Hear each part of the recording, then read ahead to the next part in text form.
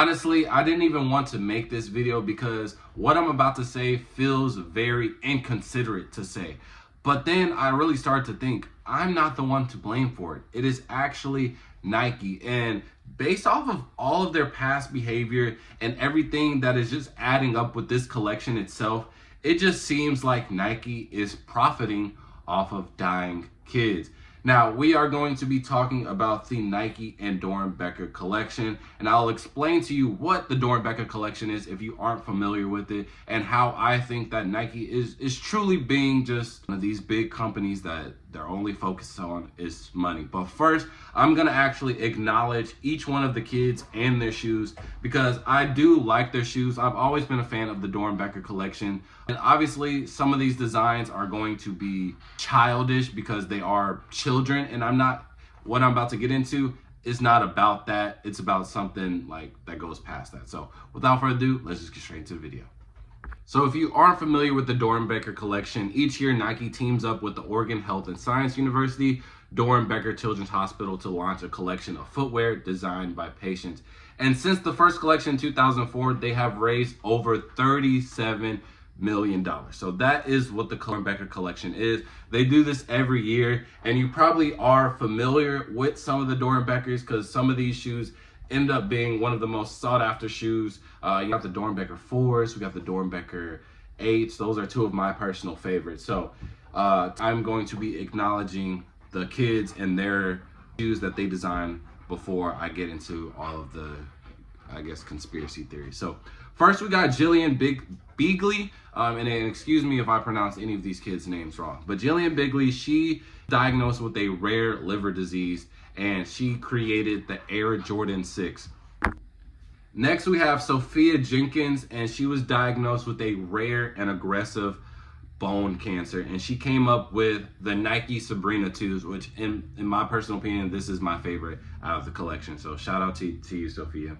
Next up we have Tima Severdenko. I truly apologize if I say your name wrong, but he was diagnosed with a rare immune system disorder, and he made the Nike Air Zoom Pegasus 41. So thank you. Next up, we have my boy Connor Cassing Fernandez, and he was diagnosed with, he had a brain tumor, and they gave him the Nike Air Max DNs, and I actually am a fan of this one too. I do really like this one a lot. Next one up is Quinn Nims, and she endured multiple surgeries to correct a rare defect that affects her bladder and gastrointestinal system. And she came up with the Nike Air Max Saunders. Next we have Jakai Taylor, and he was diagnosed with type 1 diabetes, and he came up with the Nike Air Max 180. And so that is all the kids, and I will have a picture up for each of their shoes just so they can get acknowledged in their rightful way. Now that we have all of that out the way, I do want to say, thank you to all the kids who have participated in this. I do like your designs. However, I do think that Nike is putting a cap on your creativity. Why do I say that? Let's start off with, this is going to be the 20th anniversary for the Doernbecher Collection. And what did they decide to do? They decided to do a 1 of 20 Air Jordan 20 for the anniversary. And I'm not mad at this because they're gonna end up auctioning it off, and then it's obviously gonna go for a lot of money, and all the proceeds are gonna go to helping these kids. But why did we have to do an Air Jordan 20? I feel like this is the first sign that you guys are really trying to focus on models that you guys want to push. Obviously, we all know that it is Jordan Brand's 40th anniversary. They actually have a lot of anniversaries. It's this anniversary. I know there's an anniversary for the Jordan 5s. And there's some more anniversaries in there as well. But this year is a really big milestone for Jordan.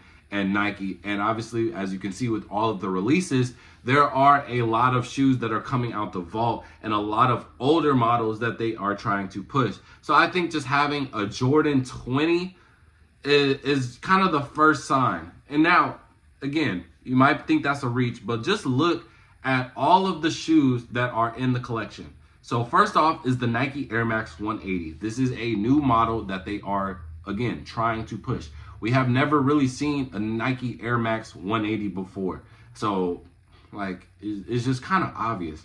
Next up, we have the Jordan 6. I think they always put at least one Jordan in there. And so I think, I think they give them a little leeway when it comes to picking the Jordans.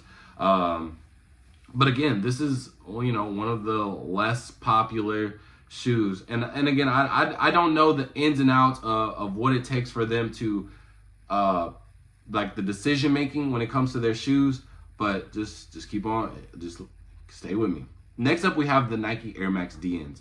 This is a new model that came out last year, which is in that realm of these comfort shoes that Nike came out with to try and compete with New Balance and Asics, etc. Which I do personally do like the DNs. So I'm not mad at it, but again, I feel like it is just so obvious. Next up, we have the Nike Air Pegasus 41. This is another model that they are trying to push. This is one of their key running shoes. Nike loves the Air Pegasus. Anytime you get into talks when it comes to like running, track, events of that nature, the Pegasus is always in that conversation. So obviously when we're in a time where we have to compete with functionality between these other brands, we have to compete with comfort and things like that, Pegasus is in that conversation. So again, it's just all adding up. Next up, we have the Sabrina 2s. This is literally one of the most, if not most, popular basketball shoes from Nike as of right now. So it only makes sense for them to put this in this collection because it's definitely going to pop off. Sabrina is a really good women's basketball shoe, so it does align with everything. So this one may be like the only one. Again, it's still one of the most popular models right now, so it does make sense for them to just throw that out there. And then last, we have the Nike Air Max Saunders.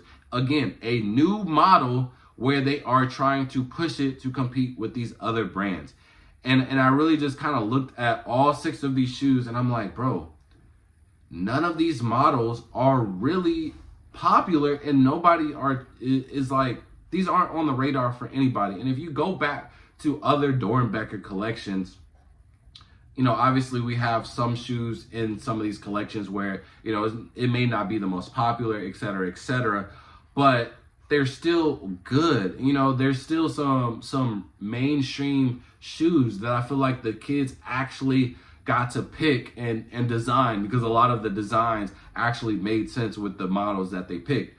But these right here, these shoes honestly just feel like Nike gave them a book and was like, hey, child, you have 3 shoes to pick from. And Nike picked their most 3 shoes that they want to promote. Because literally all of these shoes are, in the last year or so, are the shoes that they have been trying to promote the most. And me personally, I think it is blatantly obvious.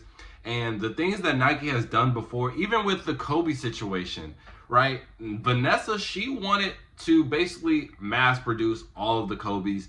And Nike, that's why we had a pause on Kobe's for such a long time, because Vanessa and Kobe could not get into agreement. She wanted to mass produce them, and Nike literally told her yo, at the end of the day, this is a business. This is one of our hottest products, especially since your husband's death, and we need to, produce them accordingly. And eventually it got to some type of middle agreement, which I feel like it is still not even 100%, but it is literally stuff like that where Nike, they just choose the money over being a human being. And I think that's actually super terrible. So you guys can let me know how you feel about that. Am I reaching or what? Because I just feel like you gotta think about it too, right?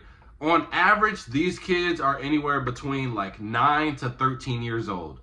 You cannot tell me that a 9-year-old kid knows about a Nike Air Max 180, knows about an Air Pegasus 41, knows about a Nike Sonder, and Air Max DN. I promise you, they don't know anything about that, bro.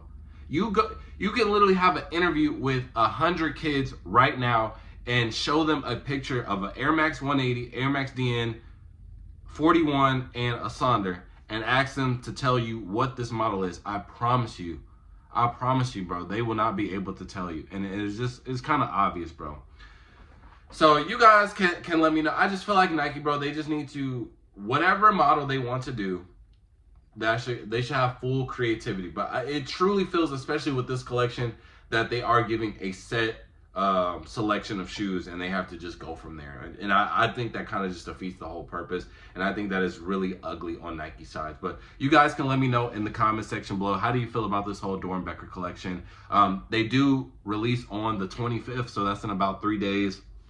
If you are interested, like I said, some of these shoes are actually really good. I personally like the Air Max DNs. I would get a personal pair of those. My mom, she really likes the Sabrinas. And the Air Max 180, I feel like it would have been an amazing shoe if it just wasn't the Air Max 180. You dig what I'm saying? And then the 6s, I feel like a lot of girls would love that, bro. So I'm not saying, and I don't want to discredit any of these children, especially with what they're going on, what they have going on. But I just feel like their creativity is capped out by Nike, and that is foul and inhumane. But you guys can let me know how you feel about that. And with that being said, fall out. Peace.